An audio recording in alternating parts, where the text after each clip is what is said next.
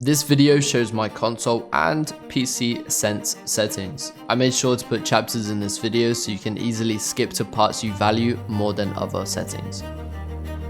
Impact prompt. If you don't understand what certain attachments do, I suggest using default as it gives you a detailed description when looting. But if you do understand what attachments do, definitely use compact as it's minimal and it takes up less of your screen. It will help you out in the long run. Button hints. Fairly new to the game still? If so, turn it on. If not, take it off because it is useless to you. Crosshair feedback. If you're new to the game or an Apex pred, it really does not matter. Turn it off. It's visual clutter you do not need. Damage numbers. Stacking is the best option for clear, understandable information while in hectic fights. You won't see any pro using like anything else. Is stacking, okay? Choose stacking. Ping opacity. Faded is the only correct option. With these settings in general, we're aiming to remove any unnecessary visual clutter. So, like for this, use faded. Okay, I don't know how to pronounce this word. I think it's obituaries. Obituaries? I don't know, I'm dyslexic. But this is important info. Like, keep this on. It's very important. Keep it on. Minimap rotation. This is honestly preference. Try them both. It is preference. It's up to you. Weapon auto cycle on empty. Turn this on. There is no reason to turn this off. This setting might just save your life. Auto sprint. Realistically, pushing down on your left stick to sprint hundreds of times a day will slowly damage your roller, resulting in, stick drift or the push down function to stop working. However, this is preference, but I thought I'd share this info with you. You can do what you want with it. Double tap to sprint. There's no good purpose for this setting. Pressing twice is obviously slower than auto sprinting, or just pressing once if you don't have auto sprint on, that is. So turn this off, it's useless. Jetpack control. This setting is specific for the character Valk. Hold will activate her jetpack passive faster than toggle. Unfortunately for me, I couldn't get used to hold, but I do recommend it even if it is only a second faster. Incoming damage feedback. 2D/3D will give you more advanced and accurate pinpoint on where you are getting shot from.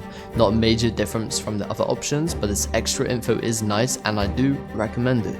Taking damage closes death box or crafting menu.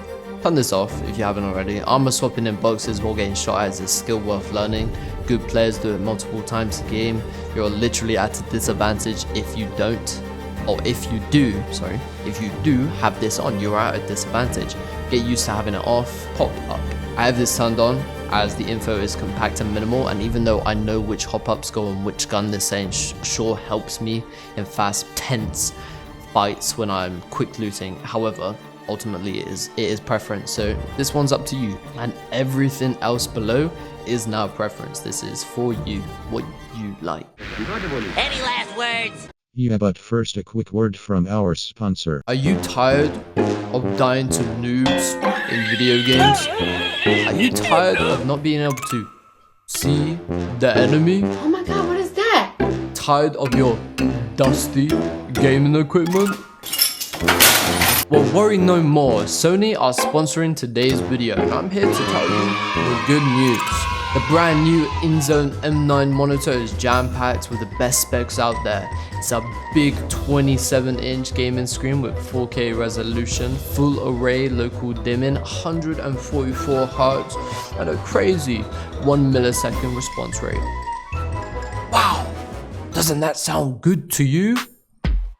And I can't forget the top of the line brand new InZone H9 wireless noise cancelling gaming headset with extreme wearing comfort and 360 spatial sound, perfect for gaming.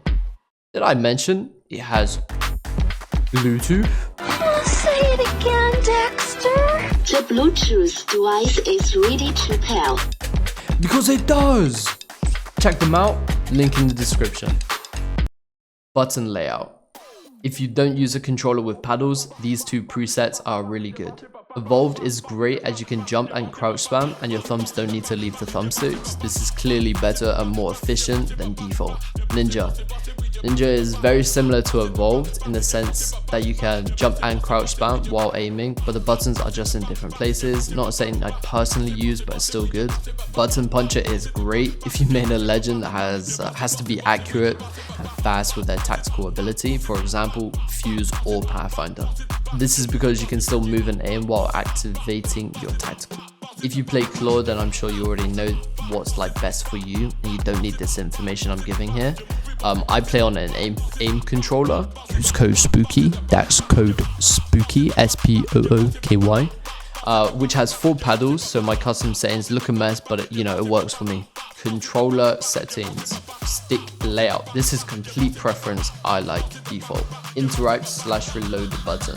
Tap to use and reload is the only correct option here. I understand why some people believe hold is good for some situations, but the extra second or two it takes to activate the reload is just not worth it. It can cost you the fight. Crouch button.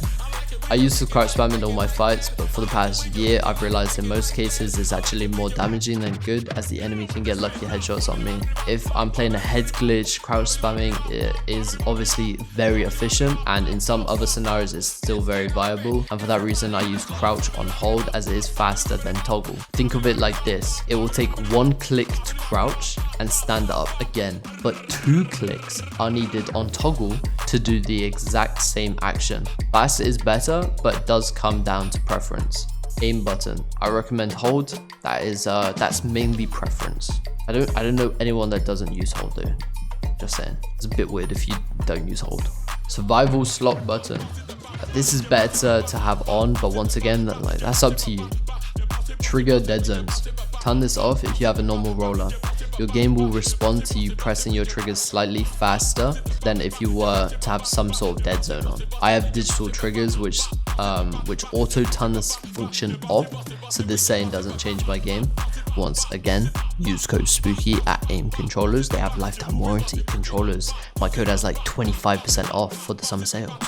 Check it out. Menu cursor speed. I have mine fairly high as I try to armor swap fast, and obviously this helps. But use what you're comfortable with. Movement dead zone. Make sure this is small. Having it on large is only damaging to you and how you perform.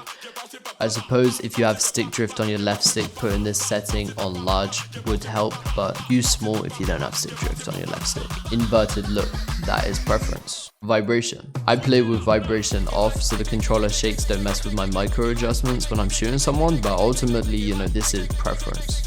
I get asked why I run different settings on PC than I do on console, and that's because controller sense settings are not the same on console and PC. They do not feel the same even remotely. If I play 6.6 on console and then play 6.6 on PC, it will feel drastically different. This is because both platforms have different aim assist values, and both platforms have different FPS caps. These are my PC controller settings. If you want to see my console sense settings, then skip to the time it says on the screen right now. There are also chapters that will help you locate this. Okay guys, just keep in mind settings are preference. This is what I use. I hope you like it. I'm sure you will. Dead zone. I use 3% dead zone as it captures a lot of raw input on the stick, which is great for micro adjustments. Higher dead zone equals less raw input. Outer threshold 1%. In general, the lower the better. Response curve 0% because I want a very sensitive stick, and 0% creates that twitchy raw feeling, Your speed. Put simple, this is how fast you turn left and right. We like speed, so I use 500.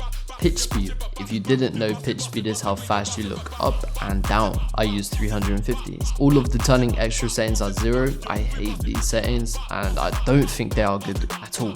ADS, yaw, and pitch speed.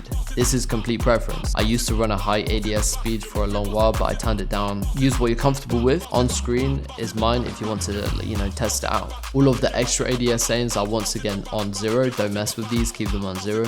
Target compensation is your aim assist. Keep this on. Same goes for the melee one below it. This is your melee aim assist, so keep it on.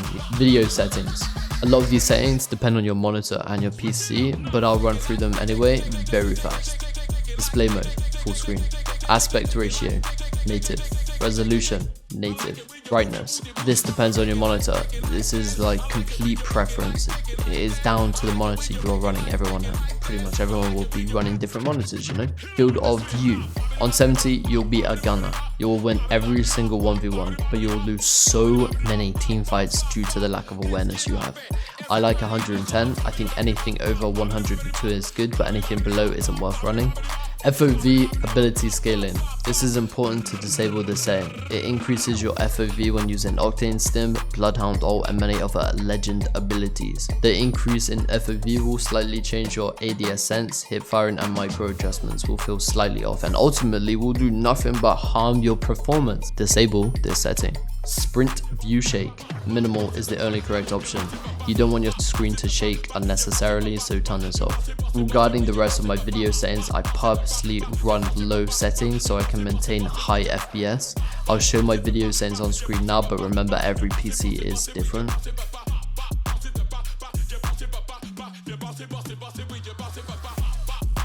And that's it. I hope these settings help you. Full transparency, sense settings are preference. Test these settings out, make changes to them if you need to.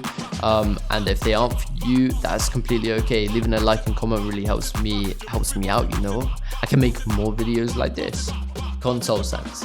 This is my console sense that I used to run before I moved to PC. On console you have 0.6 aim assist, so you should be using a sense that caters to the high aim assist values you are given. I did exactly this with these settings, so let's get into it. Dead zone, I use 0%. Now there are pros and cons to this, but the pros heavily weigh out the cons. Let's talk about the pros first, and what this does will make your stick have a 100% raw input. The slightest micro adjustment will be picked up. This means you'll be reacting faster to handling any recoil, and another benefit I should mention is that you won't need to pull down on your stick as much to counter the recoil. You ultimately are giving yourself less recoil to control. Try out in the range and you'll see what I mean. With this in mind, plus the 0.6 aim assist console has, you'll be a fucking gunner. The cons, you will experience stick drift. I struggled throwing accurate arc stars at long range targets, but when I was using a gun, like I barely felt it at all. You know, when my hands aren't on my controller, yeah, sure, my screen would slowly turn. But when I was using a gun, moving around, using my right stick, you know, to look around all the time, I just didn't feel it. It was just with arc stars, really. Outer threshold, I use 2%. No need to use anything higher. Response curve, 1%. Once again, no need to use anything higher. Your speed, this is how fast you turn left and right. We like speed, so I use 500. I found that having fast yaw speed with 0% dead zone made it very easy to snap onto targets and beam them. Pitch speed, this is how fast you look up and down. I personally used 310, that was like my sweet spot, but each to their own. Find your perfect pitch speed. All these extra settings, make sure they are on 0, you do not need them. ADS yaw speed, I use 150, however this is 100% preference. ADS pitch speed, once again, this is preference, but I use 95 if you want to try it. All the ADS extra settings I never use, they have no good purpose. Target compensation, this is your aim assist, like make sure it's on. Melee target compensation, that's your aim assist on melee. Once again, make sure it's on. And that's everything. One thing I do want to mention is that 0% dead zone is not a placebo effect or anything like that. You literally will be reacting to the recoil faster and having to control it less. I don't use 0% on PC because I found that I struggled tracking people and the drift was a little too much for me, and the 0.4 aim assist that we have on PC with controller was not really, you know, wasn't really accounting for that, for this problems. So 0% dead zone wasn't for me on PC, but on console, yeah, I loved it. I loved it, I abused it. You know, you have that 0.6, use it, boys, use it. There's no shame in it, you know. I love these settings and I think you will too. However, settings are a preference, so if you find that the yaw and pitch speed is a little too fast for you, don't be afraid to turn it down a little. Everyone is different, so adjust these settings to how you like. Leaving a like and comment seriously helps me out. I will see you in the next video. Peace.